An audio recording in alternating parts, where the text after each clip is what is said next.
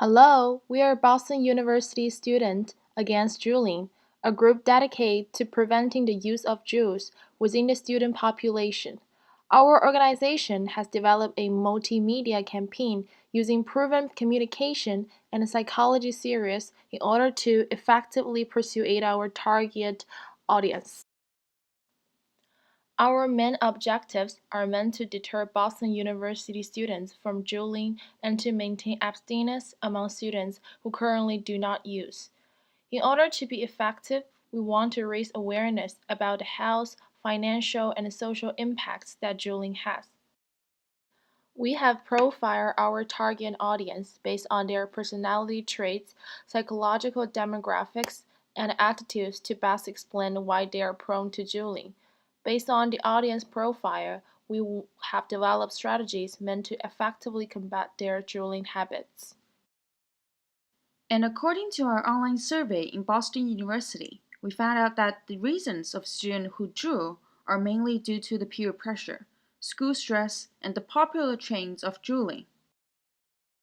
Through our videos, we use Aristotle's three artistic proofs: ethos, pathos, and logos. Our credibility derives from the use of facts and statistics gathered from surveys and online research. It also comes from the personal account told in video 3. This combination creates credibility supported by personal and factual evidence. Using pathos, we intend to scare people away from juuling by portraying the consequences, such as addiction and heavy costs. We use a fear appeal to convey intense negative emotion towards juuling and its negative effects on health.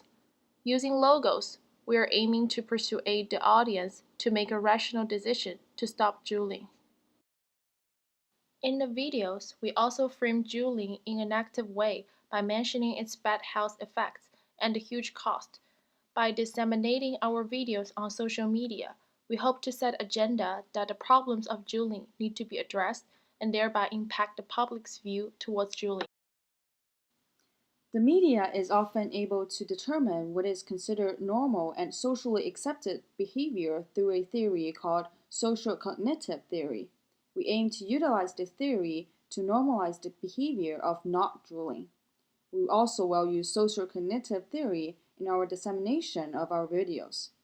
By posting them on social media, where individuals can share, comment, and like videos, we make it more likely that large groups of people will receive our content from their peers. This will make our message appear to be accepted and encouraged from their social groups, creating credibility and normalizing the behavior of not drooling. The ways an individual processes content can affect the ways the message is perceived, encoded, and decoded later on. Our videos intended for the audience to use the central processing route with their presentation of facts, statistics, and information that needs conscious effort to understand. This requires more effort from our audience, but also makes it more likely that the audience will remember our message later on. We also intended to utilize the peripheral processing route through the use of sound effects, music, and visual cues to draw the audience's attention to certain details.